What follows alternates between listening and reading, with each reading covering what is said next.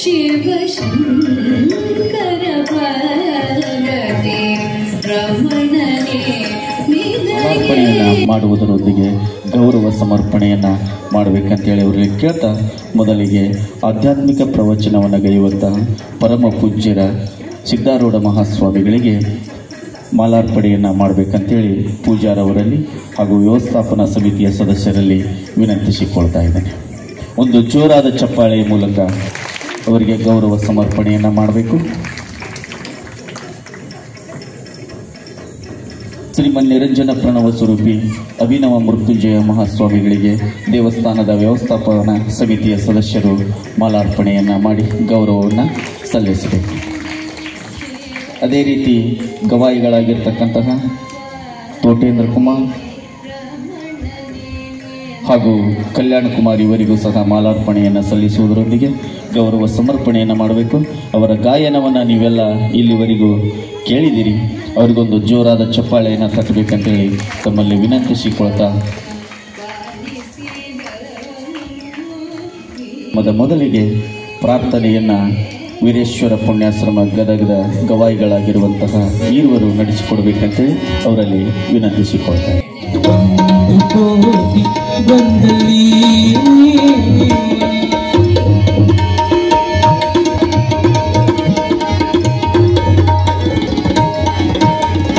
ಪಾದುದಕ ಪ್ರಸಾದ ಕುಂಬುವಲ್ಲಿ ಬಸವಣ್ಣನ ನೆನೆಯುವುದು.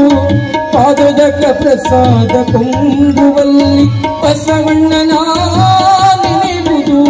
ಬಸವಣ್ಣನ ನೆನೆದಲ್ಲದೆ ನನಗೆ ಭಕ್ತಿಯಿಲ್ಲವೆಂದು. ಬಸವಣ್ಣನ ನೆನೆದಲ್ಲದೆ ನನಗೆ ಭಕ್ತಿಯಿಲ್ಲವೆಂದು. ಸುಖವನ್ನು ಕೋಟಿ ಬಂದಲ್ಲಿ ಬಸವಣ್ಣನ ನೆನೆಯುವುದು. ದುಃಖ ಬಂದು ಕೋಟಿ ಬಂದಲ್ಲಿ ಬಸವಣ್ಣನ ನೆನೆಯುವುದು. ಸುಖ ಬಂದು ಕೋಟಿ ಬಂದಲ್ಲಿ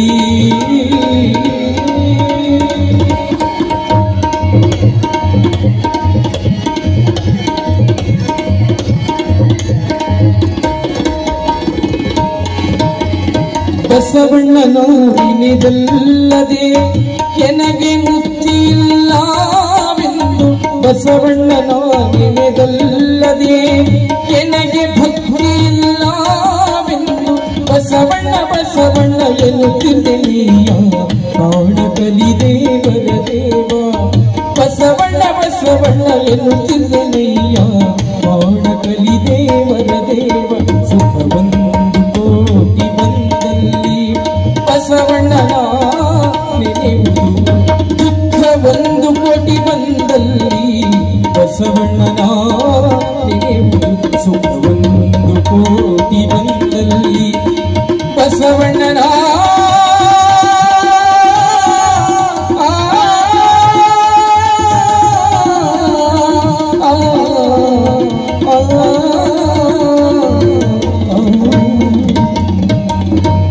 जय मंगलम जय गुरु बसवेश हर हर महादेव शिवयति ब्रह्मेति वेदांतिनो बौद्धा बुद्ध इति प्रमाणपटवः कर्तेति नैयायिकाः अर्हन्नित्यत जैन शासनरता कर्मीति मीमांसकाः सोयं वो विदधातु वांछित फलम त्रैलोक्यनाथो विभो.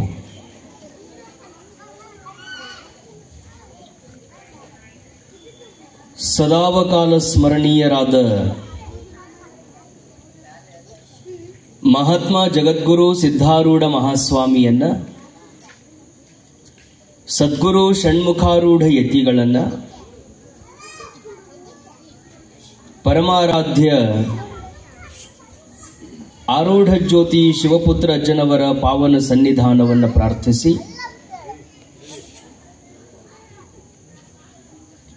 ಎನ್ನ ಆತ್ಮಕಲ್ಯಾಣ ಕರ್ತೃ ಅಭಿನವ ಗುರುಗಳವರ ಪವಿತ್ರ ಚರಣಗಳನ್ನು ಪ್ರಾರ್ಥಿಸಿ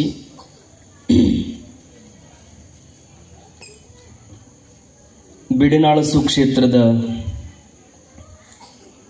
ಮಾರುತಿ ದೇವರ ಜಾತ್ರಾ ಮಹೋತ್ಸವದ ನಿಮಿತ್ತವಾಗಿ ನಡೆದಿರುವ ಆಧ್ಯಾತ್ಮಿಕ ಪ್ರವಚನ ಸಮಾರಂಭದ ಸಮಾರೋಪದ ಪವಿತ್ರ ಕಾರ್ಯದ ಸಾನ್ನಿಧ್ಯವನ್ನು ದಯಪಾಲಿಸಿ ನಮ್ಮ ನಿಮ್ಮೆಲ್ಲರಿಗೆ ದರ್ಶನ ಆಶೀರ್ವಾದವನ್ನು ನೀಡುತ್ತಿರುವ ಶ್ರೀಮನ್ ನಿರಂಜನ ಪ್ರಣವ ಸ್ವರೂಪ ಅಭಿನವ ಮೃತ್ಯುಂಜಯ ಮಹಾಸ್ವಾಮಿಗಳವರ ಪವಿತ್ರ ಸನ್ನಿಧಾನದಲ್ಲಿ ಅನಂತ ಪ್ರಣಾಮಗಳನ್ನು ಆಚರಿಸಿ ಪೂಜ್ಯ ಸಾಧಕರಲ್ಲಿ ಕಲಾ ಬಳಗದಲ್ಲಿ ಆಗಮಿಸಿದ ಶಿವಸ್ವರೂಪಿಗಳೇ ತಮ್ಮೆಲ್ಲರಲ್ಲಿ ಶರಣು ಶರಣಾರ್ಥಿಗಳು.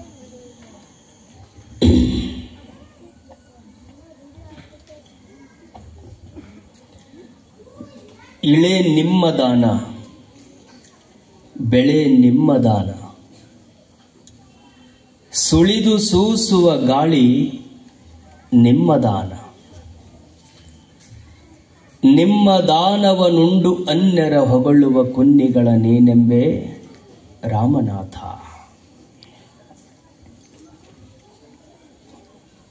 ನಿನ್ನೆಯ ದಿವಸ ಈ ವಚನವನ್ನು ಕುರಿತು ಚಿಂತನೆಯನ್ನ ಆರಂಭ ಮಾಡಿದ್ದೇವೆ.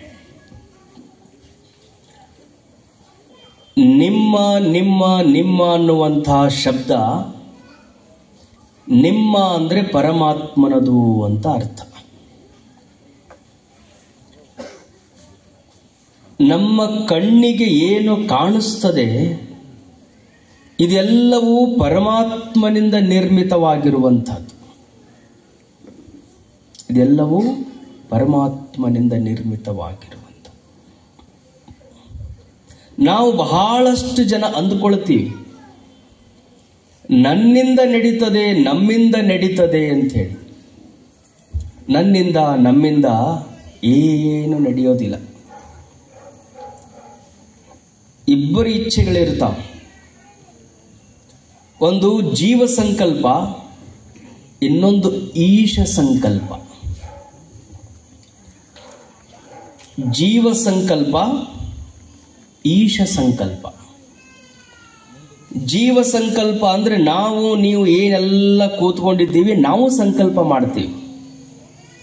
ನಾವೇನು ಸಂಕಲ್ಪ ಮಾಡ್ತೀವಿ? ಈ ವರ್ಷ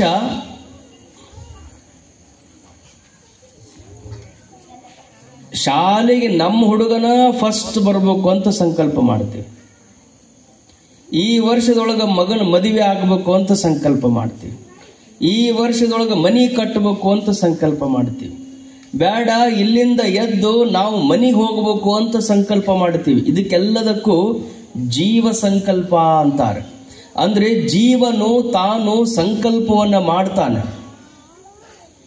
ಆದ್ರೆ ಜೀವನ ಸಂಕಲ್ಪಗಳೆಲ್ಲ ಈಡೇರುತ್ತಾವ ಅಂತ ಹೇಳಕ್ ಆಗೋದಿಲ್ಲ.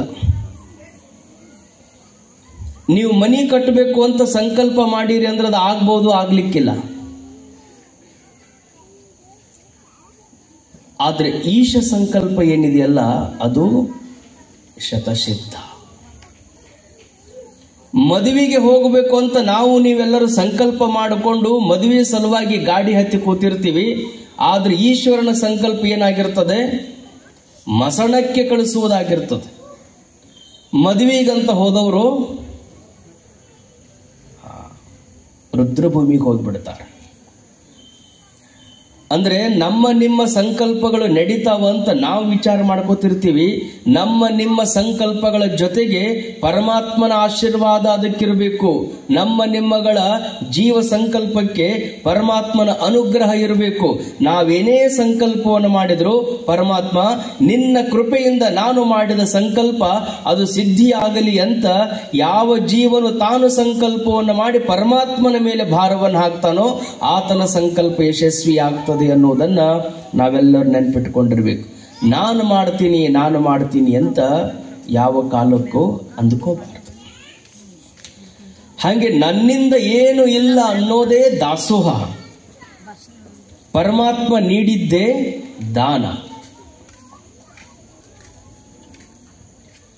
ದಾನದಲ್ಲಿ ಒಂದು ಗುಣ ಅದ. ದಾನ ಕೊಡೋನ್ ಕೈ ಹೆಂಗಿರ್ತದ್ರಿ? ನೀವು ದಕ್ಷಿಣ ಕೊಡ್ತಿರ್ತಿರಲ್ಲ, ಹೆಂಗೆ ಕೊಡ್ತೀರಿ? ದಾನ ಕೊಡುವಾಗ ಹೆಂಗೆ ಕೊಡ್ತೀರಿ ನೀವು? ಹೆಂಗೆ ಕೊಡ್ತೀರಿ? ತಗೊಳ್ಳೋರು ತರ್ರಿ ಅಂತ.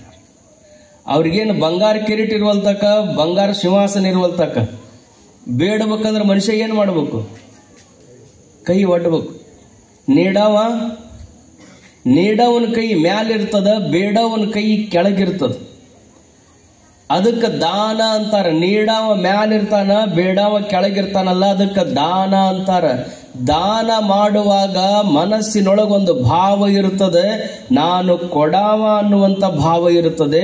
ತಗೊಳ್ಳವನ ಕಡೆಗೆ ನಾನು ಪಡೆಯುವವ ಅನ್ನುವಂಥ ಭಾವ ಇರುತ್ತದೆ. ಅದಕ್ಕೆ ಶರಣರು ಕೊಡವ ದೊಡ್ಡವ, ತಗೊಳ್ಳವ ಸಣ್ಣವ ಅನ್ನುವಂಥ ಭಾವವನ್ನು ತೆಗೆದು ಹಾಕಿ, ನೀನು ಮಾಡುವುದು ದಾನ ಅಲ್ಲಪ್ಪ, ಪರಮಾತ್ಮ ಭೂಮಿ ಕೊಟ್ಟು ಅವ ಮಹಾದಾನಿ ಆಗ್ಯಾನ, ನೀರು ಕೊಟ್ಟು ಮಹಾದಾನಿ ಪರಮಾತ್ಮ ಆಗ್ಯಾನ, ಗಾಳಿ ಕೊಟ್ಟು ಮಹಾದಾನಿ ಪರಮಾತ್ಮ ಆಗ್ಯಾನ. ಅವ ಕೊಟ್ಟಂತ ಈ ಪಂಚ ಮಹಾಭೂತಗಳನ್ನು ಉಪಯೋಗ ಮಾಡಿಕೊಂಡು ನೀನೇನು ಬೆಳೆದದ್ದನ್ನು ಕೊಡ್ತೀಯಲ್ಲ, ನಿನಗೆ ಉಳಿದದ್ದನ್ನು ಕೊಡ್ತೀಯಲ್ಲ, ಅದಕ್ಕೆ ದಾಸೋಹ ಅನ್ನಬೇಕು ಅನ್ನುವಂಥ ಶಬ್ದವನ್ನ ಮೊದಲು ಪ್ರಯೋಗ ಮಾಡಿದಂಥವರು 12ನೇ ಶತಮಾನದ ಶರಣರು ಅನ್ನೋದನ್ನು ನಾವೆಲ್ಲರೂ ನೆನಪಿನಲ್ಲಿಟ್ಟುಕೊಂಡಿರಬೇಕು. ದೇವರು ಕೊಡೋದು ದಾನ. ಹುಡುಗರು ಕಳಿಸಿಬಿಡ್ರಿ ಅವ್ರನ್ನ. ಅಂದ್ರೆ ಪರಮಾತ್ಮ ಕೊಟ್ಟಿದ್ದು ನಿಮ್ಗೆ ಒಂದೇ ಲಕ್ಷ್ಯದಲ್ಲಿರಬೇಕು. ದಾನ ಅಂದ್ರೆ ಪರಮಾತ್ಮನದು, ಜೀವನ ಮಾಡುವಂಥದ್ದು ದಾಸೋಹ. ನಾನೇನೇ ಕೊಟ್ಟರು ಅದು ದಾಸೋಹ. ದಾನ ಪರಮಾತ್ಮ ನೀಡಿದಂಥದ್ದು. ದಾನ ಕೊಡುವವನಲ್ಲಿ ಸಣ್ಣದಾಗಿರುವಂಥ ಅಹಂಕಾರ ತುಂಬಿಕೊಂಡಿರ್ತದೆ. ಅಹಂಕಾರವನ್ನು ತ್ಯಾಗ ಮಾಡಿದ್ರು ಅಂದ್ರೆ ಅದಕ್ಕೆ ದಾಸೋಹ ಅಂತಾರೆ. ಮನಸ್ಸಿನೊಳಗೆ ನಂದೇನೂ ಇಲ್ಲ ಅನ್ನುವಂಥ ಭಾವ ಬರಬೇಕು. ಅದಕ್ಕೆ ದೊಡ್ಡ ಶಕ್ತಿ ಇರ್ತದೆ, ದೊಡ್ಡ ಶಕ್ತಿ ಇರ್ತದೆ. ಅಂದ್ರೆ ದಾನ ದಾನ ಅನ್ನೋ ಶಬ್ದ ಮೊದಲಿನಿಂದ ರೂಢಿಯೊಳಗೆ ಬಂದದ್ದು, ಏನು ತಪ್ಪಿಲ್ಲ. ದಾನ ಅನ್ನೋದು, ಅದಕ್ಕೆ ನೀವು ಮಹಾತ್ಮರಿಗೆ ಯಾರಿಗಾರ ದಕ್ಷಿಣ ಕೊಡಬೇಕಾಗಿತ್ತು ಅಂದ್ರೆ ಕೈ ಮ್ಯಾಲ ಮಾಡಿ ಕೊಡಬಾರ್ದು. ನೀವು ಕೈಯೊಳಗೆ ಹಿಂಗೆ ದಕ್ಷಿಣ ಹಿಡ್ಕೊಂಡಿರ್ಬೇಕು, ಅವರೇ ಅದನ್ನ ಸ್ವೀಕಾರ ಮಾಡ್ತಿರ್ಬೇಕು. ಮನೆಯೊಳಗೆ ನೀವು ಅಕ್ಷತವನ್ನು ಹಾಕಬೇಕಾಗಿತ್ತು ಅಂದ್ರೆ ದೇವರ ಮೇಲೆ ಲಕ್ಷ್ಮಿ ಯಾವಾಗಲೂ ಹಿಂಗೆ ಸುರಿತಿರ್ತಾಳೆ. ಯಾಕಂದ್ರೆ ಕೊಡುವವರು ಸಣ್ಣವರಾಗಿನೇ ಅವರು ನೀಡಬೇಕು ಅನ್ನುವಂಥ ಭಾವ. ಲಕ್ಷ್ಮಿನೇ ತನ್ನ ಕೈಯನ್ನು ಹೀಗೆ ಮಾಡಿ ನಮಗೆ ದಾನ ರೂಪದಲ್ಲಿ ನೀಡುತ್ತಿರುವಾಗ ಪಡೆಯುವವರು ಧನ್ಯತೆಯ ಭಾವದಿಂದ ಅದನ್ನು ಪಡಿಬೇಕು. ತಗೊಳ್ಳೋರು ಧನ್ಯರಾಗಿ ತಗೋಬೇಕು, ನೀಡೋರು ಧನ್ಯತೆಯ ಭಾವದೊಂದಿಗೆ ನೀಡಬೇಕು. ತೆಗೆದುಕೊಳ್ಳುವಂತ ಆ ಒಂದು ದಾನ ಗುಣದಲ್ಲಿ ಅಹಂಕಾರ ತ್ಯಾಗವಾಗಿರಬೇಕನ್ನೋದೇ ಬಹಳ ಮಹತ್ವದ ಸಂಗತಿ. ಅಹಂಕಾರ ನಮ್ಮಿಂದ ನಾವು ಕಳ್ಕೊಂಡ್ವಿ ಅಂದ್ರೆ ನಾವು ದೇವರ ಆಗಿಬಿಡ್ತೀವಿ. ಅಂಗ ಮತ್ತು ಲಿಂಗ ಅಂತ ಎರಡು ಶಬ್ದದ. ಅಂಗ ಅಂತ ಯಾವುದಕ್ಕಂತಾರೆ? ಈ ಶರೀರಕ್ಕೆ ಅಂಗ ಅಂತಾರೆ. ಅಂಗ ಅಂದ್ರೆ ಜೀವ, ಅಂಗ ಅಂದ್ರೆ ಶರೀರ, ಅಂಗ ಅಂದ್ರೆ ಮನುಷ್ಯರು. ಈ ಅಂಗ ಲಿಂಗವಾಗಬೇಕು. ಲಿಂಗ ಆಗೋದಂದ್ರೆ ದೇವರಾಗಬೇಕು. ಜೀವನಿದ್ದವನು ದೇವನಾಗಬೇಕು, ಅಂಗ ಇದ್ದವನು ಲಿಂಗನಾಗಬೇಕು, ಜೀವಾತ್ಮನಿದ್ದವನು ಪರಮಾತ್ಮನಾಗಬೇಕು. ಅಂಗ ಇದ್ದಿದ್ದು ಲಿಂಗ ಆಗಬೇಕು ಅಂದ್ರೆ ಏನ್ ಮಾಡಬೇಕು ಅಂದ್ರೆ, ನೀವು ಬರೆದು ನೋಡ್ರಿ, ಅ ಅನ್ನೋ ಶಬ್ದವನ್ನು ನೀವು ಬರೆದ್ರಿ ಅಂದ್ರೆ ಹೊಟ್ಟೆಯಾಗ ಒಂದು ಗೆರೆ ಅದ. ಅ ಶಬ್ದದಲ್ಲಿ ಹೊಟ್ಟಿಯೊಳಗೊಂದು ಗೆರೆ ಅದ, ಅದರ ಮುಂದೆ ಪೂಜೆ ಬರಿತೀರಿ, ಆಮೇಲೆ ಗ ಬರಿತೀರಿ, ಅದು ಅಂಗ ಆಗ್ತದ. ಲಿಂಗ ಬರೆಯುವಾಗ ಲೀ ಬರಿತೀರಿ, ಹೊಟ್ಟೆಗಿನ ಗೆರೆ ಇರಂಗಿಲ್ಲ, ಎರಡೂ ಕಡೆಗೆ ಗಂಟಿರ್ತದೆ, ಆಮೇಲೆ ಪೂಜೆ ಮಾಡ್ತೀರಿ, ಆಮೇಲೆ ಗ ಬರಿತೀರಿ. ಅಂಗ ಮತ್ತು ಲಿಂಗಕ್ಕೆ ನಡುವೆ ಅಡ್ಡವಾಗಿರುವಂತಹದ್ದು ಯಾವುದು ಅಂದ್ರೆ ಹೊಟ್ಟೆಯೊಳಗಿರುವಂತ ಗೆರಿ ಹೆಂಗ ಅಡ್ಡ ಬಂದದಲ್ಲ ಹಂಗ ನಾವು ನೀವೆಲ್ಲ ಮೂಲತಃ ಪರಮಾತ್ಮನ ಸ್ವರೂಪರೇ ಇದ್ದೀವಿ, ಲಿಂಗ ಸ್ವರೂಪರೇ ಇದ್ದೀವಿ, ಪರಮಾತ್ಮನ ಸ್ವರೂಪರೇ ಇದ್ದೀವಿ. ಆದ್ರೆ ನಮ್ಮ ಮಧ್ಯದಲ್ಲಿ ಅಹಂಕಾರ ಎನ್ನುವ ಅಡ್ಡಗೆರೆ ಬಂದಿದ್ದರಿಂದ ನಾವು ಜೀವರಾಗಿವಿ, ನಾವು ದುಃಖಿಗಳಾಗಿವಿ. ಅಹಂಕಾರದ ಅಡ್ಡಗೆರೆಯನ್ನ ತೆಗೆದು ಬಿಟ್ಟಿವಿ ಅಂದ್ರೆ ನಾವೆಲ್ಲ ಪರಮಾತ್ಮನ ಪ್ರತಿರೂಪರೇ ಇದ್ದೀವಿ ಎನ್ನುವುದನ್ನ ನಾವೆಲ್ಲರೂ ಅರ್ಥ ಮಾಡಿಕೊಳ್ಬೇಕು. ಅಹಂಕಾರ ನಾಶ ಆಗ್ಬೇಕು, ಅಹಂಕಾರ ನಮ್ಮಿಂದ ದೂರ ಹೋಗ್ಬಿಡ್ಬೇಕು. ಅಹಂಕಾರ ಹೋಯ್ತು ಅಂದ್ರೆ ಮನಿ ಆನಂದ ಇರ್ತದ ನೋಡ್ರಿ. ನಾನು ಅತ್ತಿ ಅನ್ನುವ ಅಹಂಕಾರ ಅಲ್ಲಿಂದ ಹೋಗಬೇಕು. ನಾನು ದುಡಿದು ತರವ ಅನ್ನುವಂಥ ಅಹಂಕಾರ ಅವರಿಂದ ದೂರ ಆಗಬೇಕು. ನಾನಾ ಮನ್ಯಾಗ ಮಾಡಿ ಹಾಕಾಕಿ ಅನ್ನುವಂಥ ಅಹಂಕಾರ ನಮ್ಮಿಂದ ದೂರ ಹೋಗ್ಬೇಕು. ಯಾರ್ಯಾರ ನಾನಿದ್ರೆ ಮನಿ, ನಾನಿದ್ರೆ ಹೊಲ, ನಾನಿದ್ರೆ ಎಲ್ಲ ಅಂತಾರಲ್ಲ, ಅವರೆಲ್ಲರೂ ಒಂದು ತಿಳ್ಕೊಂಡ್ಬಿಡ್ಬೇಕು. ನಾನಿದ್ರ ಅಂತ ಎಲ್ಲ ಅಂತೀವಿ. ನಾನಾ ಅಂದಂಥವ್ರು ಎಷ್ಟೋ ಮಂದಿ ಹೋಗ್ಯಾರ. ಆದ್ರೆ ಜಗತ್ತು ಮಾತ್ರ ತನ್ನ ಪೂರ್ತಿಯಾಗಿ ತಾನು ಯಾವಾಗಲೂ ನಡೆದ ಐತಿ. ನನ್ನಿಂದ ಏನೂ ಅಲ್ಲ, ನಾನೇನು ಅಲ್ಲ ಅನ್ನೋ ಭಾವ ನಿಮ್ಮೊಳಗೆ ಬಂತು ಅಂದ್ರೆ ಸುಮ್ಮನೆ ಸೊಸಿ ಇದ್ದಾಕಿ ಎಲ್ಲ ನೀನ ಮಾಡಿರುವಲ್ಲಿ ಅಕ್ಕ.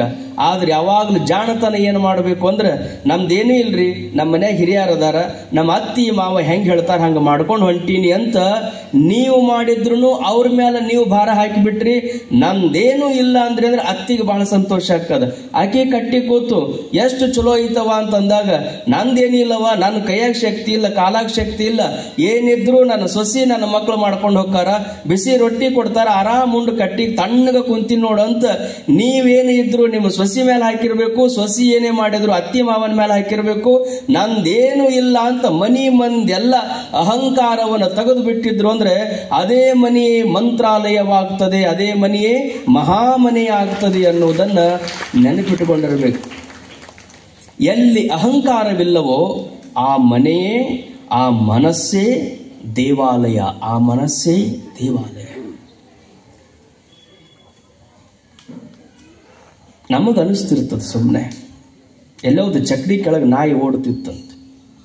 ನೀವು ಹಳ್ಳಿಯಾಗ ಆ ರೂಪ ನೀವು ನೋಡ್ತಿರ್ತೀರಿ.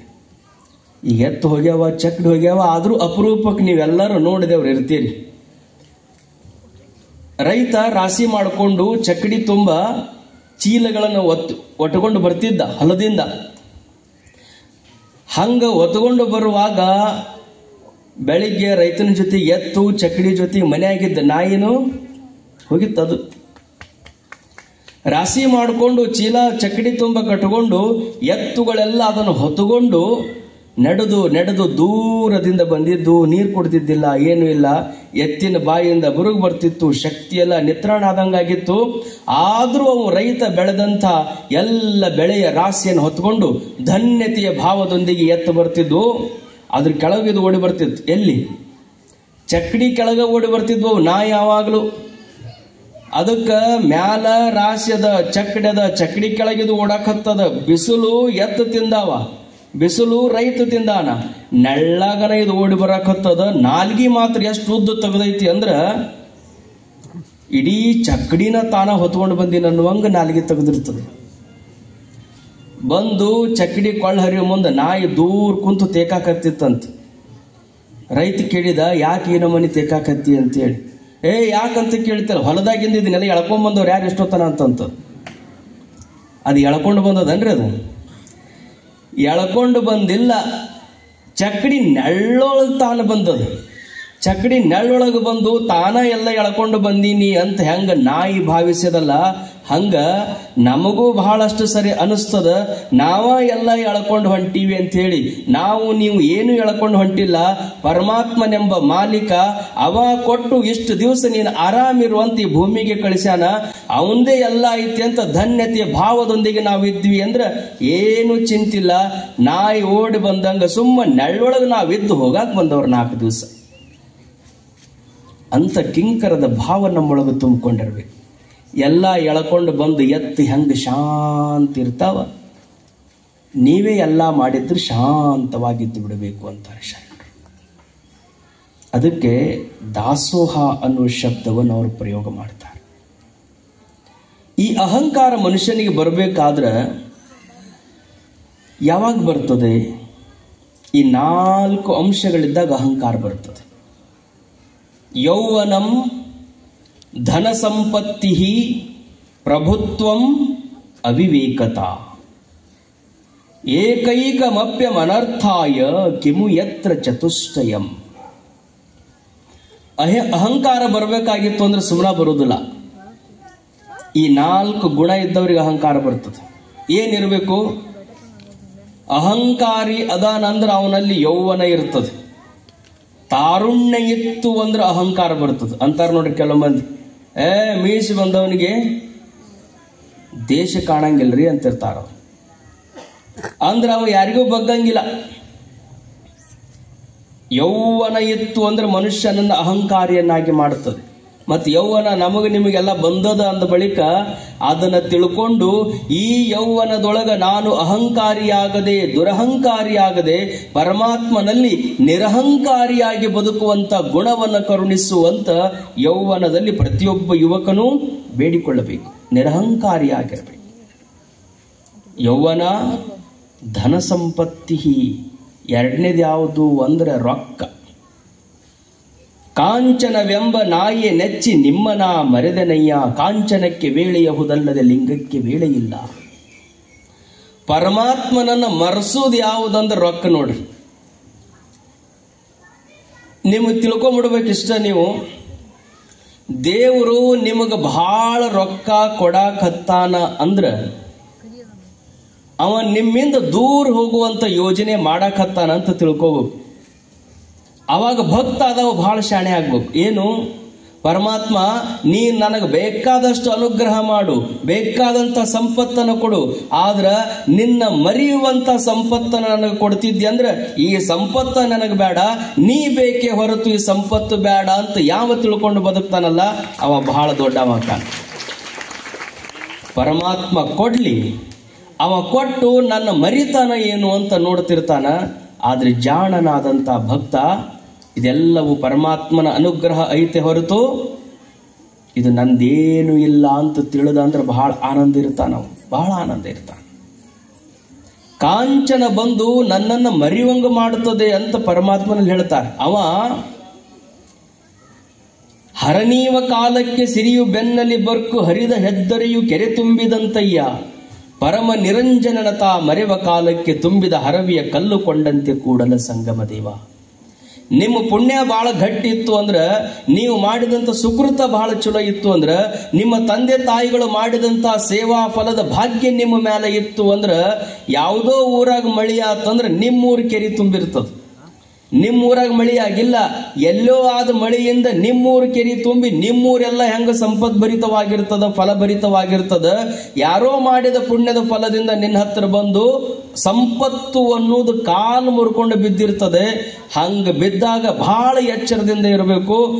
ತುಂಬಿದ ಹರವಿಗೆ ಕಲ್ಲು ಕೊಂಡಂತೆ ನೀನು ಪರಮಾತ್ಮನನ್ನ ಮರತಿ ಅಂದ್ರ ಎಂಥ ಅನಾಹುತ ಆಗಿಬಿಡುತ್ತದಂದ್ರ, ಸಂಪತ್ತಿನ ಹರವಿಯನ್ನ, ಅಮೃತದ ಹರವಿಯನ್ನ ಮನೆಯೊಳಗ ತುಂಬಿಟ್ಟುಕೊಂಡು ಕಲ್ಲು ತಗೊಂಡು ಹರವಿಗೆ ಒಗದಿ ಅಂದ್ರ ಹೆಂಗ ಹರವಿ ಸೋರಿ ಒಡೆದು ಹೋಗಿ ಬಿಡುತ್ತದಲ್ಲ, ಹಂಗ ಪರಮಾತ್ಮನನ್ನ ಮರತಿ ಅಂದ್ರ ಸಂಪತ್ತೆಂಬ ಹರವಿಗೆ ಕಲ್ಲು ಒಗದಂಗ ಅಂತ ಬಸವಣ್ಣನವರು ಹೇಳ್ತಾರೆ. ಅದಕ್ಕೆ ಪರಮಾತ್ಮನನ್ನೆಂದೂ ಮರೆಯಬಾರದು, ಪರಮಾತ್ಮನನ್ನ ಮರೆಯಬಾರದು. ಯಾಕಿಷ್ಟೆಲ್ಲ ಹೇಳೋದು ಅಂದ್ರೆ, ನನ್ನದು ಅಂತ ಬಂತು ಅಂದ್ರೆ ನಮ್ಮನ್ನ ದುಃಖಕ್ಕೆ ದೂಡುತ್ತದೆ. ಈಗೆಲ್ಲ ನೀವು ಯಾಕೆ ಬಹಳಷ್ಟು ಜಗಳಾಡ್ತೀವಿ ಮನ್ಯಾಗ? ನಾನ ಡೈವರ್ಸ್ಗಳು ಯಾಕೆ ಹಾಕವ್ರಿ? ನಾ ಹೇಳ್ದಂಗೆ ಕೇಳಬೇಕು ನೋಡು ಅಂತ ಆಕಿ, ನಾ ಹೇಳ್ದಂಗೆ ಕೇಳಬೇಕು ನೋಡಂತ. ಇಷ್ಟ ಬಹಳ ದೊಡ್ಡ ವಿಷಯ ಇರಂಗಿಲ್ಲ. ಮೊನ್ನೊಬ್ರು ಯಾರೋ ಕೋರ್ಟಿಗೆ ಹೋಗಿದ್ರಂತ, ಜಜ್ಮೆಂಟ್ ಬರೀಬೇಕಾಗಿತ್ತು. ಜಡ್ಜ್ ಕೇಳಿದಾಗ ಎದ್ರ ಸಲುವಾಗಿ ಡೈವರ್ಸ್ ಬೇಕಾಗಿದೆ ನಿಮಗ? ಇಲ್ರಿ, ನಾ ಮನ್ಯಾಗ ಅವಂಗೊಂದು ವಿಷಯ ಹೇಳ್ಕೋತ ಬಂದೀನಿ. ಎಷ್ಟು ನಾ ತಿಳಿಸಿ ಹೇಳಿದ್ರು ಅವನಿಗೆ ತಿಳಿವಲ್ತು. ನಾ ತಿಳಿಸಿ ಹೇಳಿದ್ದ ಅವ್ನು ತಿಳಿವಲ್ತು. ನಾ ಹೇಳ್ಕೊಂತ ಬರಾಕತ್ತೀನಿ ಅವ್ನು ತಿಳಿವಲ್ತು. ಏನು ತಿಳಿವಲ್ತು ಹೇಳುವ? ಏನು ತಿಳಿವಲ್ತು ಅಂದ್ರೆ, ದಿವಸ ಜಳಕಕ್ಕೆ ಹೋದಾಗ ಹಲ್ಲು ತಿಕ್ತಾರ್ರಿ ಅವರು. ಹಲ್ಲು ತಿಕ್ಕೋ ಮುಂದ ಪೇಸ್ಟ್ ಹೆಂಗ್ ಹಚ್ಕೋಬೇಕು ಅಂತ ಹೇಳೀನಿ. ಆ ಪೇಸ್ಟ್ ತಗೊಂಡು ಮತ್ತದ ನಡುವ ಹಿಚ್ಚಿಗೆ ಹಚ್ಕೊಂತಾನ, ದಂಡಿಗೆ ಹೆಚ್ಚಬೇಕು ಅಂತ ಅವನಿಗೆ 10 ವರ್ಷ ಆತ ಹೇಳಕತ್ ಇನ್ನೂ ಕಲಿವಲ್ಲ. ಅದಕ್ಕೆ ಅವನ ಜೊತೆಗೆ ನಂಗೆ ಕೂಡಿರಕ್ ಆಗಂಗಿಲ್ರಿ ಅಂದ್ಲತ್ತೆ. ಆ ಪೇಸ್ಟ್ ಎಲ್ಲರೂ ಹಿಚ್ಚಿಗೆ ಹಚ್ಕೋದಕ್ಕೆ ಏನ್ ದೊಡ್ಡ ವಿಷಯ ಅದ ಅದ್ರೊಳಗೆ? ನಿಮ್ಗೆ ಅನಿಸ್ತದ ಎಷ್ಟು ಸಣ್ಣ ವಿಷಯಕ್ಕೆ ಜಗಳಾಡ್ಯಾರ ಅಂತೇಳಿ. ನೀವು ಕುಂತು ಮನ್ಯಾಗ ವಿಚಾರ ಮಾಡಿ ನೋಡ್ರಿ, ಏನ್ ದೊಡ್ಡ ವಿಷಯ ಇರಂಗಿಲ್ಲ, ಸಣ್ಣದಕ್ಕೆ ಜಗಳಾಡಿರ್ತೀರಿ ನೀವು. ಇರ್ಲಿ ಬಿಡು ಅಂತ ಕ್ಷಮಾಗುಣ ಬಂತು ಅಂದ್ರೆ ನಿಮ್ಮಲ್ಲಿ ಅಹಂಕಾರ ನಾಶವಾಗಿದೆ ಅಂತ ಅರ್ಥ. ಯಾವಾಗ ನೀವು ಕ್ಷಮಿಸುವಂತ ಗುಣವನ್ನು ಕಲಿತಿರಲ್ಲ, ನೀವು ನಿರಹಂಕಾರಿಗಳಾಗಿದ್ದೀರಿ ಅನ್ನೋದು ಅದೇ ತೋರಿಸಿಕೊಡುತ್ತದೆ. ಆ ಕಾರಣಕ್ಕಾಗಿ ನಾವ್ಯಾರು ದೊಡ್ಡವರಲ್ಲ, ಪರಮಾತ್ಮನ ಮಕ್ಕಳಿರುವುದರಿಂದ ನಾವೆಲ್ಲ ಅಷ್ಟೇ ಸಣ್ಣವರಾಗಿದ್ದಾಗನೇ ಮನೆಯಾಗ ಎಲ್ಲರೂ ನಾವು ಒಂದೇ ಇರ್ತೀವಿ. ಎಲ್ಲರೂ ಕೂಡಿದ್ರೇನೆ ಬೆಳಕು. ಪಣತಿ ಅಂತಿತ್ತಂತ, ಇಷ್ಟು ಮಂದಿಗೆಲ್ಲ ನಾ ಬೆಳಕು ಕೊಡಾಕತ್ತೀನಿ ಅಂತ ಪಣಿತಿ ಮಾತಾಡ್ತಿತ್ತು ಕುಂತು.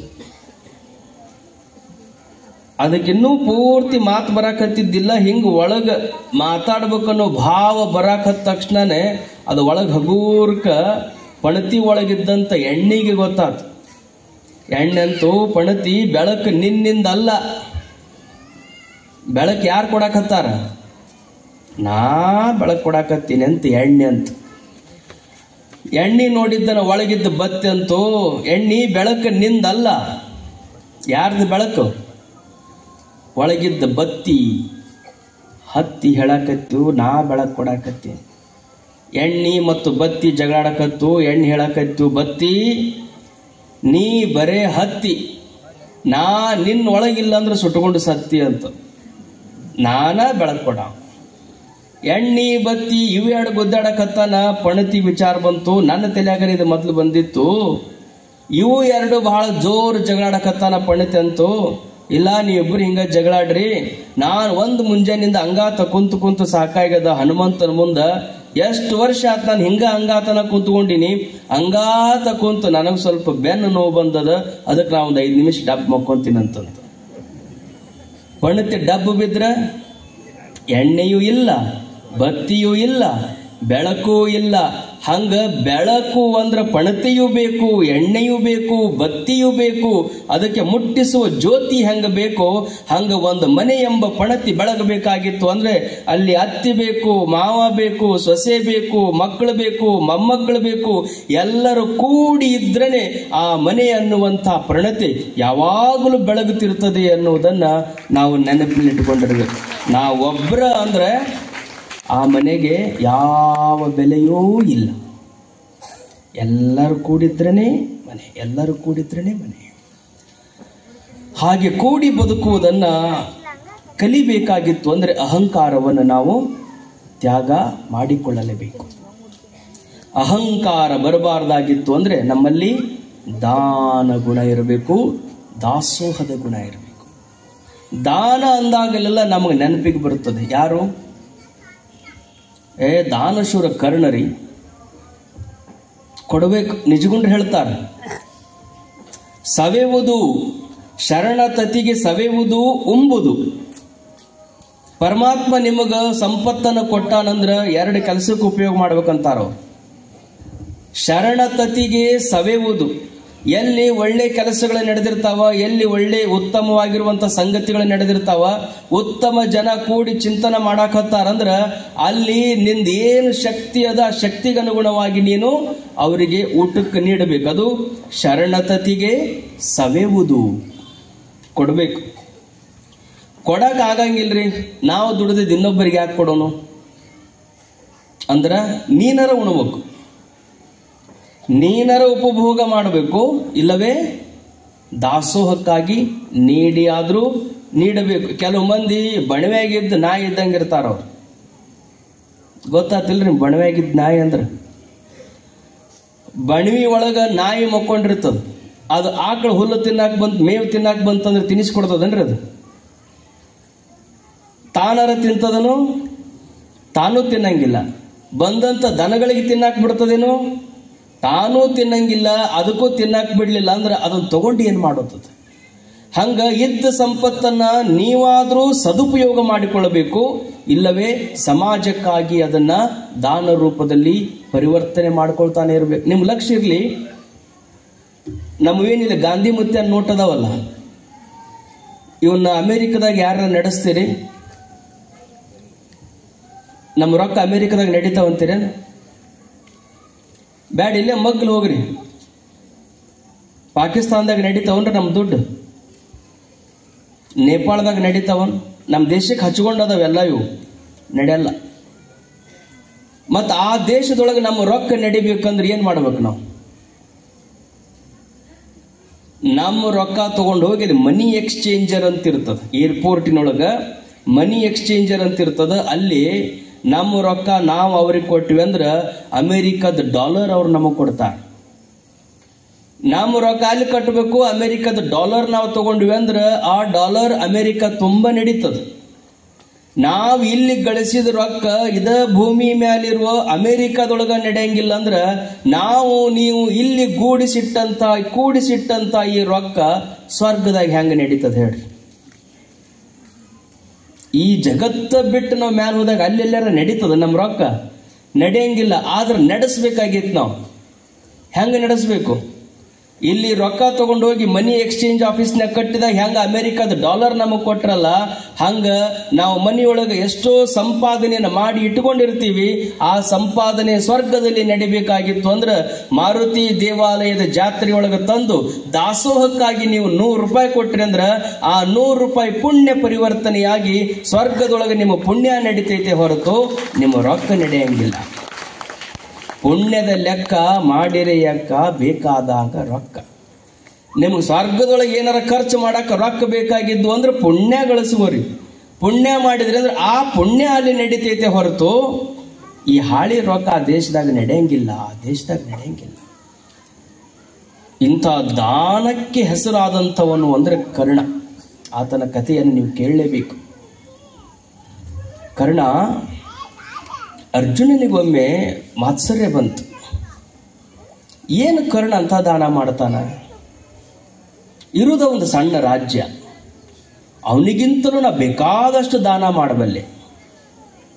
ಕೃಷ್ಣ ನನ್ನ ಕೇಳಿದ, ದಾನ ಅಂದ ತಕ್ಷಣ ಎಲ್ಲರೂ ಯಾಕೆ ಕರ್ಣಂದ ಹೆಸರು ಯಾಕೆ ಹೇಳ್ತಾರ?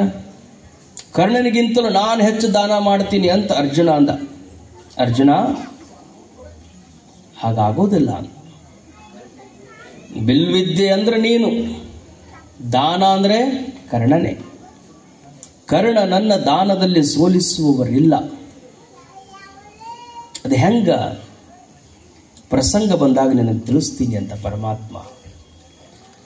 ಮಹಾಭಾರತದ ಯುದ್ಧ ನಡೆದಿತ್ತು. ಅಕ್ಷೋಹಿಣಿ ಸೈನ್ಯವೆಲ್ಲ ನಾಶವಾಗಿತ್ತು. ದುರ್ಯೋಧನಾದಿಯಾಗಿ ಎಲ್ಲರ ಶವಗಳು ಬಿದ್ದಿದ್ವು. ಕರ್ಣನ ಪ್ರಾಣ ಇನ್ನೂ ಸ್ವಲ್ಪ ಉಳಿದಿತ್ತು. ಅರ್ಜುನ ಹೊಡೆದಂಥ ಬಾಣ ಪರಮಾತ್ಮ ತಿಳಿಸಿಕೊಟ್ಟಂಥ ಜಾಗಕ್ಕೆ ಕರ್ಣನಿಗೆ ಅವ ಏನು ಹೊಡೆದ ಆ ಕರ್ಣನ ಪ್ರಾಣ ಪಕ್ಷಿ ಹಾರುವುದಿತ್ತು.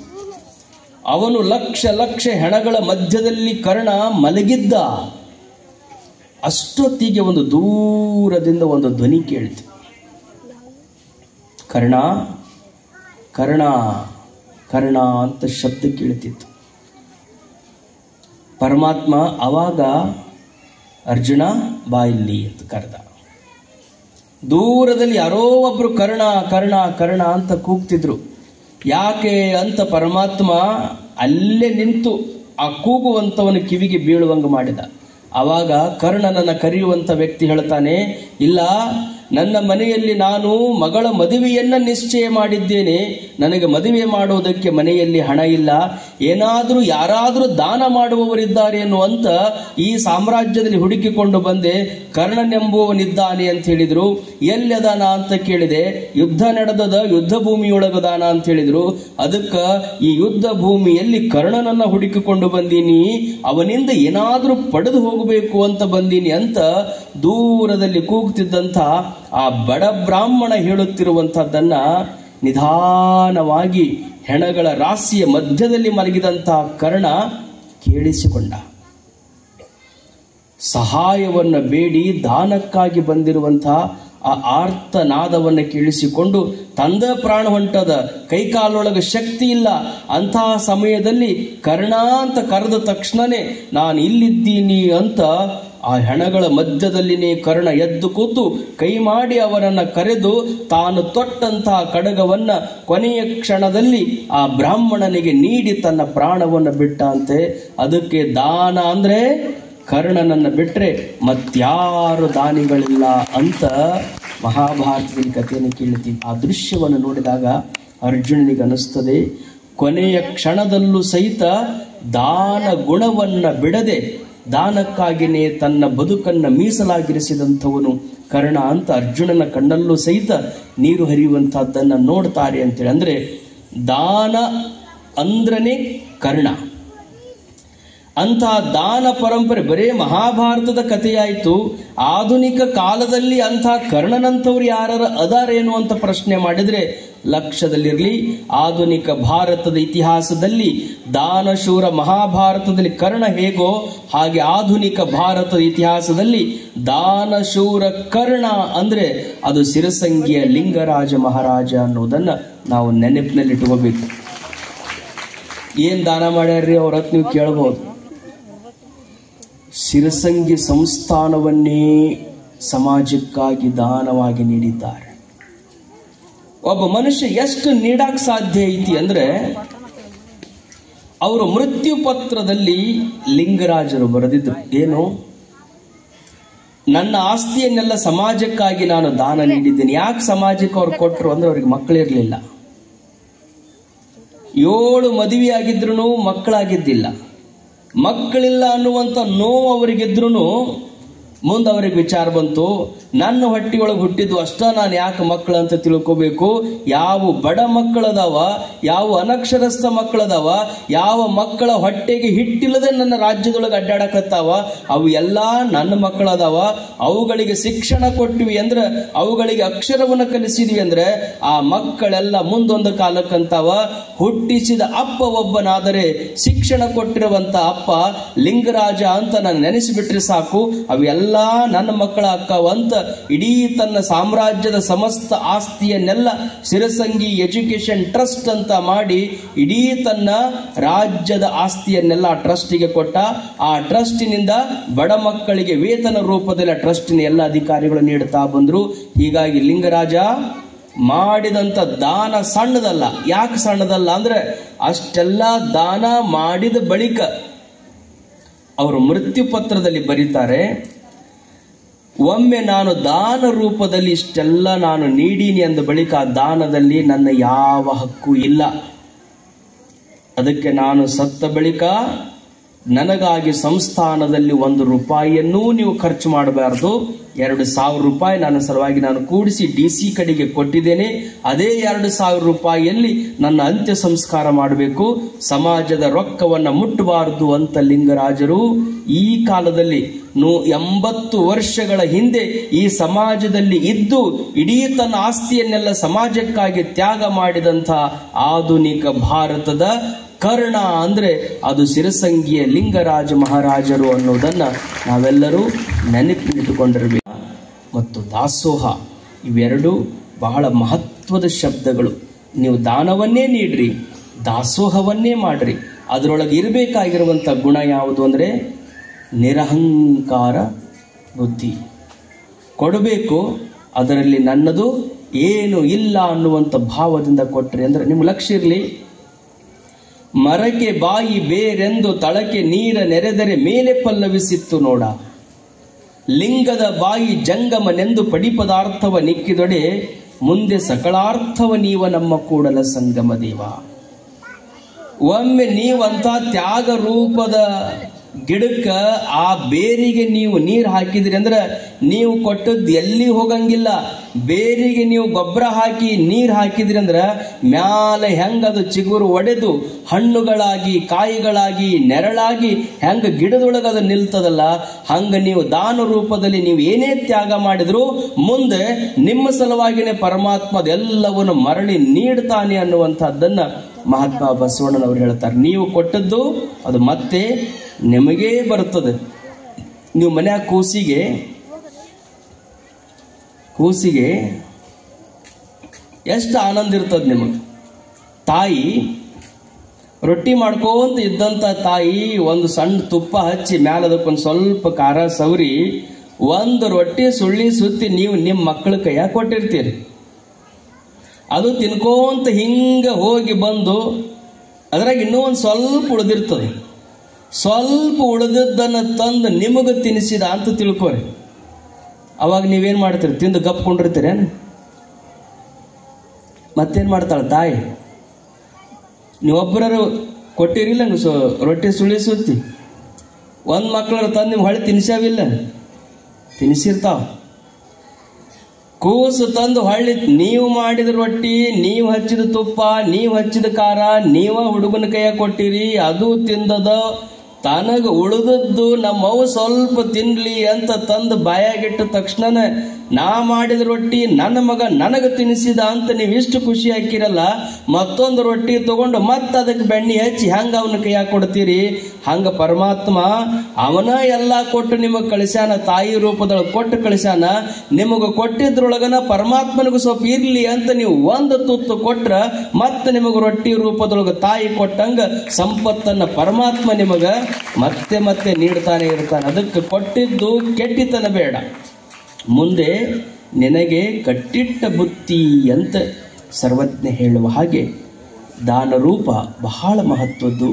ಇವು ನಮ್ಮ ಬದುಕಿನ ಮೌಲ್ಯಗಳಿವೆ. ನಾವು ಬಹಳಷ್ಟು ಜನ ಪೂಜಾ ಮಾಡ್ತೀವಿ, ಬಹಳಷ್ಟು ಜನ ದಾನ ಮಾಡ್ತೀವಿ, ಬಹಳಷ್ಟು ಜನ ದಾಸೋಹ ಮಾಡ್ತೀವಿ. ಆದರೂ ಅದರ ಫಲ ನಮಗೆ ಯಾಕೆ ಸಿಗಂಗಿಲ್ಲ ಅಂದ್ರೆ ಒಳಗೆ ಭಾವನೆ ಇರ್ತದೆ, ಅಹಂಕಾರ ಭಾವ ಇರ್ತದೆ. ನಾನ ಇವತ್ತು ಇದನ್ನ ಮಾಡಿಸೀನ್ರಿ, ಬಂದವರಿಗೆಲ್ಲ ಸಿದ್ಧಾರೂಢ ಮಠದಾಗ ನಾನಾ ಊಟ ಮಾಡಿಸಿ ನೋಡ್ರಿ, ಇವತ್ತು ನಾನಾ ಊಟ ಮಾಡಿಸಿ ನೋಡ್ರಿ ಅಂದ್ರೆ ಸಿದ್ಧಾರೂಢ ಅಂತಾನ, ನಾ ಕೊಟ್ಟಿ ಅಂತ ನೀನು ಊಟ ಮಾಡಿಸಿಯಪ್ಪ, ನಾನಾ ಕೊಡದಿದ್ರ ಅವ್ರಂತಾರ. ಸುರಿಯುವ ಮಳೆ ಸುರಿಯದಿರ್ದರೆ, ಬೆಳೆವ ಬೆಳೆ ಬೆಳೆಯದಿರ್ದರೆ ಇವರೇತರ್ಗೆ ನೀಡುವರೆಯ ರಾಮನಾಥ. ನಾನು ಮಳಿ ಕೊಟ್ಟಿನಿ, ನಾನು ಭೂಮಿ ಕೊಟ್ಟಿನಿ, ನಾನು ಗಾಳಿ ಕೊಟ್ಟಿನಿ, ನಾನು ಬೆಳಕು ಕೊಟ್ಟಿನಿ ಅಂತ ಬೆಳಿ ಬಂದದ. ಬಂದು ಬೆಳೆಯೊಳಗೆ ನೀನು ಸ್ವಲ್ಪ ಕೊಟ್ಟಿ ಅನ್ಬೇಕೆ ಹೊರತು ನಾ ಕೊಟ್ಟಿದ್ದಕ್ಕೆ ನಡೀತು ಅಂದಿ ಅಂದ್ರೆ ಅದು ಪರಮಾತ್ಮನಿಗೆ ಯೋಗ್ಯವಾಗಿರುವಂಥದ್ದಲ್ಲ. ಅದಕ್ಕೆ ನಾನೇನು ಅಲ್ಲಪ್ಪ ನಿಂದ ಅಂತ ಅಂದ್ಬಿಟ್ವಿ ಅಂದ್ರೆ ಅದು ಪರಮಾತ್ಮನಿಗೆ ಬಹಳ ಪ್ರೀತಿ ಆಗ್ತದ. ಅವನ್ ನಮ್ಮನ್ನು ಬಿಟ್ಟು ಎಲ್ಲಿ ಹೋಗಂಗಿಲ್ಲ. ಅಂತ ಭಕ್ತನ ಹೃದಯದಲ್ಲಿನೇ ಪರಮಾತ್ಮ ವಾಸವಾಗಿರ್ತಾನೆ. ಆ ಕಾರಣದಿಂದ ನೀವು ಮಾಡಿದಂಥ ಪೂಜೆ ಸಾರ್ಥಕ ಆಗಬೇಕಾಗಿತ್ತು ಅಂದ್ರೆ ಅಹಂಕಾರ ತ್ಯಾಗ ಆಗಿರಬೇಕು.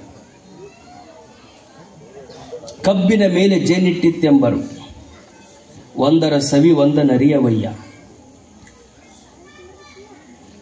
ಒಂದು ಕಬ್ಬದ, ಆ ಕಬ್ಬಿನ ಮೇಲೆ ಏನಿಟ್ಟದ್ರಿ? ಜೇನಿಟ್ಟದ. ಕಬ್ಬು ಹೆಂಗದ? ಸಿಹಿ ಅದ. ಜೇನು ಹೆಂಗದ? ಸಿಹಿ ಅದ. ಕಬ್ಬುನು ಸಿಹಿ ಅದ, ಜೇನು ಸಿಹಿ ಅದ. ಆದ್ರೆ ಕಬ್ಬಿನ ರುಚಿ ಜೇನಿಗೆ ಗೊತ್ತಾಗಿಲ್ಲ, ಜೇನಿನ ರುಚಿ ಕಬ್ಬಿಗೆ ಗೊತ್ತಾಗಿಲ್ಲ. ಯಾಕೆ ಗೊತ್ತಾಗಿಲ್ಲ? ಎರಡು ಏನು ಬಹಳ ದೂರ ಇಲ್ಲವು, ಎಲ್ಲಿದಾವ? ಒಂದ್ರ ಮೇಲೆ ಒಂದದಾವ. ಕಬ್ಬಿನ ಮೇಲೆ ಜೇನದ, ಕಬ್ಬಿನೊಳಗೂ ರುಚಿ ಅದ, ಜೇನಿನೊಳಗೂ ರುಚಿ ಅದ. ಎರಡು ಅಷ್ಟು ಮಧುರ, ಅಷ್ಟು ರುಚಿಯಾಗಿದ್ರು ಅದರ ಸವಿ ಇದಕ್ಕೆ ಗೊತ್ತಿಲ್ಲ, ಇದರ ರುಚಿ ಅದಕ್ಕೆ ಗೊತ್ತಿಲ್ಲ. ಯಾಕೆ ಗೊತ್ತಿಲ್ಲ? ಯಾಕೆ ಗೊತ್ತಿಲ್ಲ ಅಂದ್ರೆ ಕಬ್ಬಿನ ಮ್ಯಾಲ ಸಿಪ್ಪಿ ಅದ, ಸಿಪ್ಪಿ.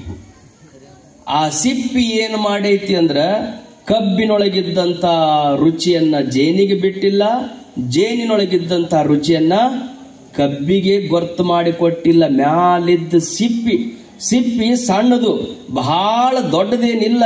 ಸುಮ್ಮನೆ ಹಿಂಗ ಕಿತ್ತು ಬಿಟ್ರೆ ಸಾಕು, ಒಳಗೂ ರುಚಿ ಅದ, ಮ್ಯಾಲೂ ರುಚಿ ಅದ. ಹಂಗ ಭಕ್ತ ಜಂಗಮನ ಮಧ್ಯೆ ಅಭಿಮಾನವೆಂಬ ಸಿಗುರು ಕಾಡಿತ್ತು ಕಾಣ ಕೂಡಲ ಸಂಗಮ ದೇವ. ನೀವು ಎಲ್ಲರೂ ಪರಮಾತ್ಮನ ಪ್ರತಿರೂಪನ ಅದಿರಿ.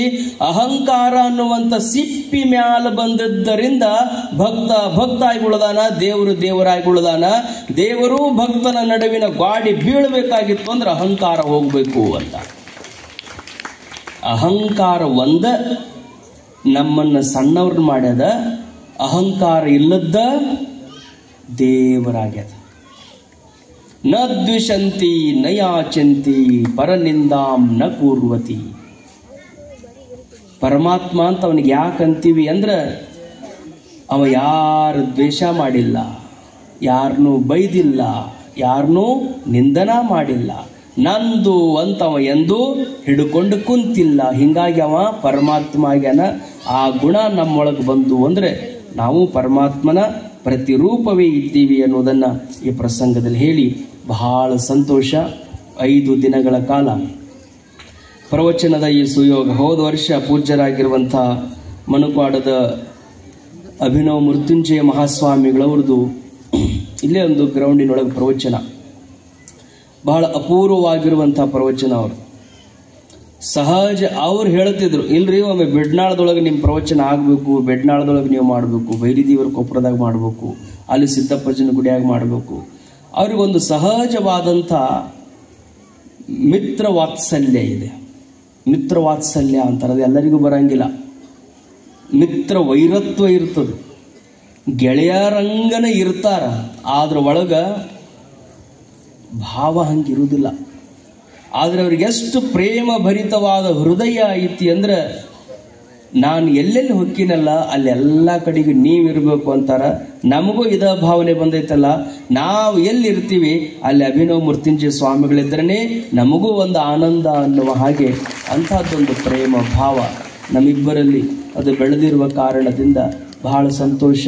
ಇಲ್ಲಿ ಅವರು ಹೋದ ವರ್ಷ ಆಗಾಗ ಅವ್ರ ಪ್ರವಚನಗಳನ್ನು ಮಾಡ್ತಾನೆ ಇರ್ತಾರೆ. ಎಂಥ ಪ್ರವಚನ ಅವ್ರದ್ದು ಅಂದರೆ ನಮ್ಮ GH ಮೀಡಿಯಾದಲ್ಲಿ ಬಂದಾರಲ್ಲ, ಅವ್ರು ಒಂದು ಕಡೆಗೆ ಎಲ್ಲೋ ಜಮಖಂಡಿ ಆ ತೇರದಾಳದಲ್ಲಿ ಅವ್ರದ್ದೊಂದು ಪ್ರವಚನ. ಆ ಪ್ರವಚನದ ಒಂದು ತುಣುಕು ಎಷ್ಟು ಇಡೀ ಕರ್ನಾಟಕದೊಳಗೆ ಅದು ಕ್ರಾಂತಿಯನ್ನ ಮಾಡಿತು, ಹಲ್ಚಲ್ ಸೃಷ್ಟಿ ಮಾಡೋದು ಅಂತಾರಲ್ಲ, ಹಂಗೆ ಆ ಒಂದು ಮಾಧ್ಯಮದ ಮೂಲಕ ಅದು ಎಷ್ಟು ಪ್ರಚಾರಕ್ಕೆ ಬಂತು ಅಂದ್ರೆ ಅವ್ರು ಹೇಳಿದಂಥ ಪ್ರವಚನದ ಒಂದು ಅದ್ಭುತವಾದ ಸಂದೇಶ 60 ಲಕ್ಷ ಜನ ಏಕಕಾಲಕ್ಕೆ ನೋಡಿದಂಥದ್ದು. ಹಿಸ್ಟ್ರಿ ಅಂಥ ಸ್ವಾಮಿಗಳು ಬಹಳ ಅಪರೂಪದ ಯೋಗಿಗಳು. ಮತ್ತು ಅವರು ಮಾತಾಡಕ್ಕೆ ನಿಂತರು ಅಂದರೆ ಯುವಕರ ಮನಸ್ಸನ್ನು ಪರಿವರ್ತನೆ ಮಾಡುವಂಥ ದೊಡ್ಡ ಶಕ್ತಿ ಉಳ್ಳಂಥವರು. ಅಂಥವರು ಈ ಗ್ರಾಮದ ಜೊತೆಗೆ ಒಂದು ಅವಿನಾಭಾವವಾದ ಸಂಬಂಧ. ಅವ್ರು ಹೇಳ್ತಿದ್ರು, ಈಗಲ್ರಿ ನಾನು ಸಿರಟ್ಟಿಯ ಹಿರಿಯ ಜಗದ್ಗುರುಗಳ ಜೊತೆಗೆ ಯಾವಾಗಲೂ ಈ ಓಣಿ ಒಳಗ ಆಡ್ಕೊಂತ ಅವ್ರ ಜೊತೆಗೆ ಯಾವಾಗಲೂ ನಾನು ಬರ್ತಾ ಇದ್ದಂಥವನು. ಅಷ್ಟು ಇಲ್ಲೊಂದು ಆತ್ಮೀಯವಾದ ಸಂಪರ್ಕ ಇದೆ ಅಂತ ಎಲ್ಲ ಭಕ್ತರೊಂದಿಗೆ ಅಷ್ಟು ಆತ್ಮೀಯತೆಯ ಭಾವವನ್ನು ಹೊಂದಿದಂಥವರು. ಅಂತಹ ಪೂಜ್ಯರು ಬಹಳಷ್ಟು ಕಾರ್ಯಕ್ರಮಗಳ ಮಧ್ಯದಲ್ಲೂ ಅದನ್ನೆಲ್ಲವನ್ನು ತೊರೆದು ಬೆಡ್ನಾಳದ ಈ ಪ್ರವಚನದ ಸಮಾರೋಪಕ್ಕೆ ದಯಮಾಡಿಸಿದ್ದು ನಿಜಕ್ಕೂ ಬಹಳ ಸಂತೋಷವಾಗಿದೆ ಅನ್ನೋ ಮಾತುಗಳನ್ನು ಈ ಪ್ರಸಂಗದಲ್ಲಿ ಹೇಳಿ ಅವರ ದಿವ್ಯ ಆಶೀರ್ವಚನವನ್ನು ಎಲ್ಲರೂ ಶಾಂತವಾಗಿ ಶ್ರವಣ ಮಾಡೋಣ ಅಂಥೇಳಿ ತಮ್ಮೆಲ್ಲರಲ್ಲಿ ವಂದಿಸಿ ಚಿಂತನಕ್ಕೆ ವಿರಮಿಸ್ತಾರೆ. ಇವತ್ತೇ ನೀವು ಶಾಂತಾಶ್ರಮ ನೋಡಿ ಬಂದೀರಿ. ಸುಮಾರು 8 ವರ್ಷ ಆಗಿತ್ತು. ಆ ಕಟ್ಟಡ ಆಗಿದ್ದಿಲ್ಲ, ಬರೀ ಸ್ಟ್ರಕ್ಚರ್ ಅಷ್ಟೇ ಇತ್ತದು, ಕಂಬಗಳಷ್ಟೇ ಇದ್ದು. ಮಣುಪಾಡದ ಅಜ್ಜವ್ರ ಕಡೆಯಿಂದ ನನಗೆ ಮಂಜಣ್ಣನ ಪರಿಚಯ ಆಯಿತು. ಸಹಜ ಬಂದಾಗ ಬೇಡದೆ, ಅಣ್ಣರು ಒಮ್ಮೆ ಹೋಗಿ ಬರೋಣ ಸುಮ್ಮನೆ ನಮ್ಮ ಶಾಂತಾಶ್ರಮಕ್ಕೆ ಅಂತೇಳಿ ಕರ್ಕೊಂಡು ಹೋಗಿ ನೋಡಿದಾಗ ಅದೆಲ್ಲ ನೋಡಿದ್ರು. ಅವರು ಎಷ್ಟು ವರ್ಷ ಆತ್ರಿ ಇದನ್ನು ಮಾಡಾಕತ್ತು? ಅವರು ನೇರ ಮಾತು, ಎಷ್ಟು ವರ್ಷ ಆತ್ರಿ? ಸುಮಾರು ಒಂದು 10 ವರ್ಷ ಆತ್ರಿ. ಹಂಗ ನಿಂತದ. ಹಂಗೇನು ಚಿಂತೆ ಮಾಡಬೇಡ್ರಿ, ಒಳ್ಳೆ ಮನಸ್ಸು ಇಟ್ಟುಕೊಂಡು ಕೆಲಸ ಚಲೋ ಮಾಡ್ರಿ. ಸಿದ್ಧಾರೂಢಜ್ಜ ಭಾಳ ದೊಡ್ಡವದಾನ, ಜಲ್ದಿ ಮುಗಿಸ್ತಾನ, ಅದನ್ನ ಏನೂ ಚಿಂತೆ ಮಾಡಬೇಡ್ರಿ ಅಂತ ಹೇಳಿದ್ರು. ಅವ್ರು ಹೇಳಿದ ಮಾತು ಬರೀ ಹೇಳಿ ಬಿಡುವುದಲ್ಲ, ಕಷ್ಟ ಕಾಲ ಬಂದಾಗ ಹೆಂಗ ಮಣುಪಾಡ ಸ್ವಾಮಿಗಳನ್ನು ಕೈ ಹಿಡಿದ್ರು ನಮ್ಮ ಮಠ ಪೂರ್ತಿ ಆಗುವವರೆಗೂ ಅದಕ್ಕೇನು ಬೇಕು ಅದನ್ನೆಲ್ಲ ಬೆನ್ನೆಲುಬಾಗಿ ನಿಂತು ಅವ್ರು ಕೆಲಸ ಮಾಡಿದ್ರು ಅನ್ನೋದನ್ನ ನೆನೆಸ್ಕೊಂಡಾಗ ಅಂಥ ದಾನಿಗಳು ಅದಾರ, ಇಲ್ಲ ಅಂತ ಹೇಳಬಾರ್ದು, ಅಂಥವ್ರು ಅದಾರೆ ಅನ್ನೋದು ಬಹಳ ದೊಡ್ಡದು. ಅಂಥ ನಾಡಿನೊಳಗೆ ನಾವು ನೀವೆಲ್ಲ ಇದ್ದೀವಿ. ನಮ್ಮ ಮೋಹನ್ ಅಸುಂಡಿ ಅವ್ರು ಹೇಳಿದ ಹಾಗೆ ಇನ್ನು 3 ವರ್ಷ ಆದ್ರೂ ಪ್ರತಿ ವರ್ಷ ನಿಮ್ಮದು ಮಾರುತೇಶ್ವರ ದೇವಸ್ಥಾನದ ಜಾತ್ರೆ ಮುಗಿದ ತಕ್ಷಣನೇ ನಿಮ್ಮ ಬರುವಿಕೆಗಾಗಿ ನಾವು ಶಾಂತಾಶ್ರಮದಲ್ಲಿ ಕಾಯ್ತಿರ್ತೀವಿ. ಸಿದ್ಧಾರೂಢಜ್ಜನ ತನ ನೀವೆಲ್ಲರ ಪಾದಯಾತ್ರೆ ಬಂದು ಶಾಂತಾಶ್ರಮದಲ್ಲಿ ಪ್ರಸಾದ ಸ್ವೀಕಾರ ಮಾಡಿ ಹೋಗ್ರಿ ಅಂತೇಳಿ ಪ್ರಸಂಗದಲ್ಲಿ ಪ್ರಾರ್ಥನೆಯನ್ನು ಮಾಡಿ 5 ದಿನಗಳ ಕಾಲ ಶಾಂತವಾಗಿ ಕುಳಿತು ಪ್ರವಚನವನ್ನು ಆಲಿಸಿದ್ದೀರಿ. ನಾವು ಸ್ವಲ್ಪ ಧನ್ಯವಾದ ಹೇಳೋ ಸಂಸ್ಕೃತಿ ನಮಗೆ ಬಹಳ ಕಡಿಮೆ. ಯಾಕಂದ್ರೆ ನಿರಹಂಕಾರದಿಂದ ಎಲ್ಲ ಮಾಡಬೇಕು ಅನ್ನುವಂಥದ್ದು ನಮ್ಮ ಭಾವ. ನೀವೇನು ಮಾಡಿರಿ? ಒಬ್ಬ ಡ್ರೈವರ್ ಗಾಡಿ ಹೊಡ್ಯಾಕತ್ತಿದ್ದ, ಕಿಟಕಿ ಹತ್ರ ಒಬ್ಬ ಭಿಕ್ಷುಕ ಬಂದು ಭಿಕ್ಷಾ ಬೇಡದ ಅಂತ. ಅವನಿಗೆ ಕಣ್ಣಿದ್ದಿಲ್ಲ. ಕಣ್ಣಿಲ್ಲದವ ಗಾಡಿ ನಿಲ್ಲಿಸಿದ ತಕ್ಷಣ ಹಿಂಗೆ ಕಿಟಕಿ ಬಡಿದು ರೂಢಿ. ಕಿಟಕಿ ಹಿಂಗೆ ಬಡದ ತಕ್ಷಣ ಡ್ರೈವರ್ ಅವ ಕಣ್ಣಿಲ್ಲದನ ನೋಡಿದ. ಅವನ ಮಾಲಕ ಗಾಡಿ ಹೊಡ್ಯಾಕ ಗಾಡಿ ಸ್ಟೇರಿಂಗ್ ಮೇಲೆ ಕೂತಿದ್ದ. ಅವ ಹಿಂಗೆ ಮುಂದೆ ಕಣ್ಣು ಮಾಡಿದ. ಮಗ್ಲು ಕುಂತಂಥ ವ್ಯಕ್ತಿ ಅಲ್ಲಿದ್ದು 100 ರೂಪಾಯಿ ತಗೊಂಡ ಭಿಕ್ಷುಕನ ಕೈಯಾಗ ಕೊಟ್ಟ.